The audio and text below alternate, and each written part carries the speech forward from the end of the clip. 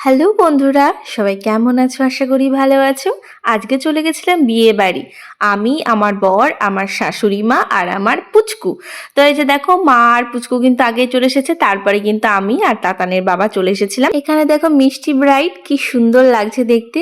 আর এখানে বাচ্চারা কি যে পেয়েছে, মোটু পাতলুকে পেয়ে কি আর বলবো। তারপরে চলে এসেছিলাম খাবার টেবিলে। এসে কিন্তু খুব একটা লেট করিনি, পাতা নিয়ে বসে পড়েছিলাম। প্রথমে দিয়ে দিয়েছিল স্যালাড, আর স্যালাডে ছিল শুধু শসা। আর তারপরে ছিল বেগুনি গরম গরম। আমার বড় স্যালাডটা তেতো পড়েছে, তাই আমিও খেয়ে দেখলাম যে না, বেশ ভালোই। আর তার সাথে বেগুনিটাও কিন্তু খেয়ে নিলাম। তারপরেই দেখো দিয়ে দিল ফ্রাইড রাইস, আর তার সাথে ছিল কাজু পনির মশালা।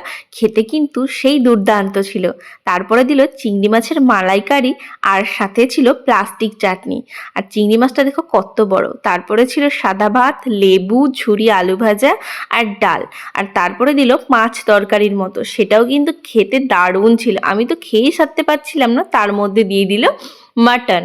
আর মাটনটা এত নরম হয়েছিল, সেটা শেষ করতে না করতেই আবার দিয়ে দিয়েছিল পাতে দেখো 3 পিস মাটন। তো দারুণ জমিয়ে খেলাম। সাথে ছিল আমের চাটনি, ছিল নরেন গুড়ের রসগোল্লা, দারুণ লাগছিল খেতে। তারপরে দিয়ে দিল পাঁপড়, আর সাথে ছিল আইসক্রিম, আর লাস্টে মুখ শুদ্ধ। খাওয়ার পরে বেরোতে দেখলাম দারুণ একটা গণেশের মূর্তি, যেন রূপোর মতো লাগছে, চকচক করছে। তারপরে শাশুড়ি আমি খেয়ে দিয়ে বেরিয়ে পড়লাম, আর রাস্তায় বাড়ি যেতে যেতে খাবো আইসক্রিম।